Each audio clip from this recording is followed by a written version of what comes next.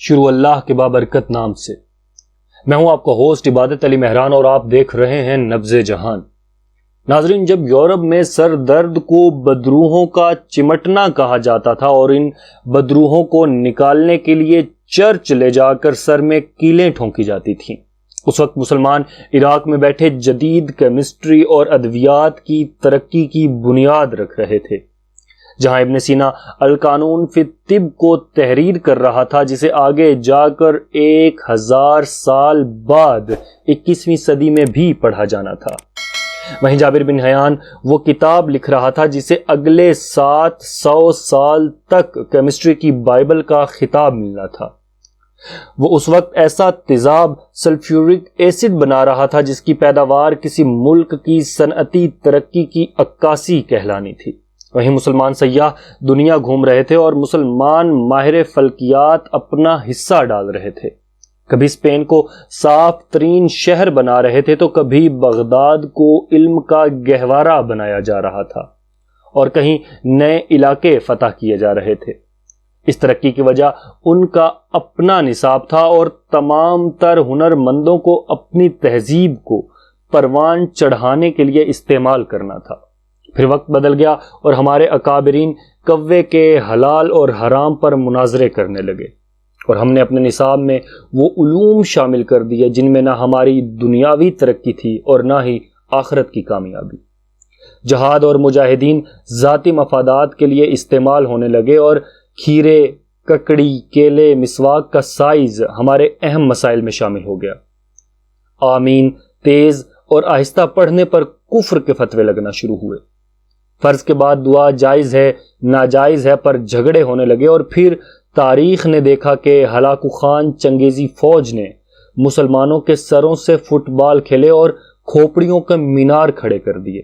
علمی کتابیں دریا میں بہا دی گئیں اور مسلمان 1000 سال پیچھے چلے گئے، اور آج پھر وہی صورتحال ہے، اور ہم اس حیرانگی کا شکار ہیں کہ تبدیلی کیوں نہیں آتی، جبکہ ہمارا علمی معیار یہ ہے کہ ہم لارڈ میکالے کے نصاب سے باہر ہی نہیں نکل سکے۔ ناظرین، میں آپ کو لارڈ میکالے نامی اس شخص کا بیک گراؤنڈ بتاتا چلوں۔ یہ شخص 1839 سے 1841 تک سیکرٹری آف وار رہا۔ اس شخص کا سب سے بڑا کارنامہ بر صغیر کے تعلیمی نظام میں انگریزی زبان اور مغربی نظریات ڈالنا سمجھا جاتا ہے۔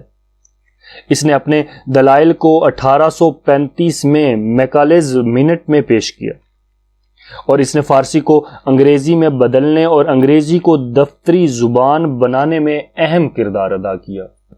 اس نے اس بات پر بھی زور دیا کہ تمام سکولوں میں میڈیم آف انسٹرکشن انگریزی زبان کو بنایا جائے اور انگریزی بولنے والے افراد کو ہی استاد رکھا جائے۔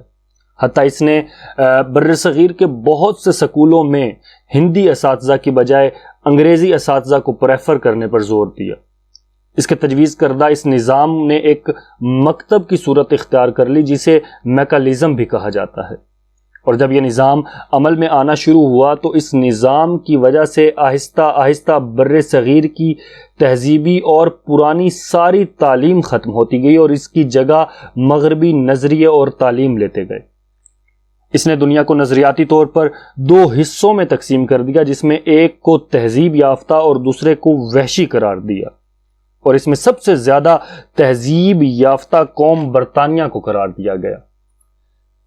اس نے برطانوی ثقافت کو نظریاتی طور پر آئیڈیل ثقافت قرار دیا۔ اس کے ایک اور نظریے کے مطابق فارسی، عربی اور سنسکرت اور دیگر ایسی زبانیں بولنے والے لوگ جو انگریزی نہیں جانتے، خواہ وہ کتنے ہی عالم، فاضل اور تعلیم یافتہ کیوں نہ ہوں، وہ جاہل ہیں، اور ان کی لکھی ہوئی کتابوں کی کوئی وقت نہیں۔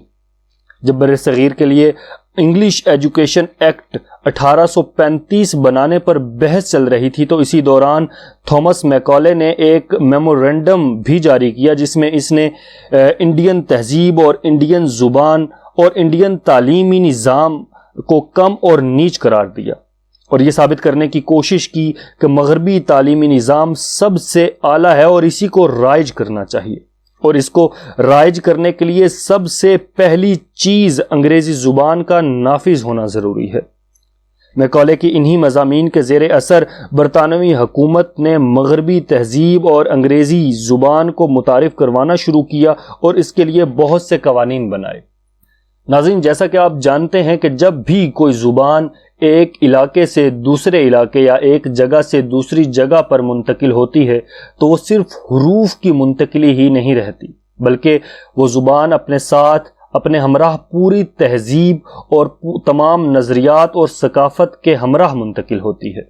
اس کا سب سے بڑا نقصان یہ ہوا کہ معاشرہ دو حصوں میں تقسیم ہو گیا، یعنی اپر کلاس اور مڈل کلاس میں، یہاں تک کہ آج سکولز اور سوسائٹیز بھی تقسیم ہیں۔ یہاں تک کہ اسلام آباد میں ہونے والے پرسوں کے اس واقعے سے اندازہ لگایا جا سکتا ہے جس میں ہوٹل کی مالکہ اپنے مینیجر کو صرف انگریزی نہ آنے پر تضحیک کا نشانہ بناتی ہے۔ یہ المیہ ہے۔ واقعاً یہ ایک لمحہ فکریہ بھی ہے کہ ہم بعنوان قوم کس قدر غلام ذہن ہیں کہ ہم نے لاشعوری طور پر اس قدر غلامی کا شکار ہو چکے ہیں کہ ہم اپنے ہی لوگوں کو مغربی تہذیب سے ناآشنا ہونے پر اور انگریزی زبان نہ جاننے پر کمتر سمجھتے ہیں، اور یہ غلامی اس قدر بڑھ چکی ہے کہ بعض مفلوج الذہن اور لنڈے کے دماغ اردو زبان کو انگریزی میں بولنے کی کوشش کرتے ہیں، جسے بہت ہی باعزت سمجھا اور مانا جاتا ہے۔ اور آج ہمارا تعلیمی نظام مغرب کے لیے مزدور پیدا کر رہا ہے جس میں آزاد انسان بنانے کی کوئی بھی گنجائش نہیں ہے۔ اگر آپ کو یہ ویڈیو پسند آئی تو اپنی رائے سے آگاہ کیجیے اور ہمارے چینل کو سبسکرائب کیجیے۔ اپنا بہت زیادہ خیال رکھیے گا اور اپنے پیاروں کا خدا حافظ و نگہدار۔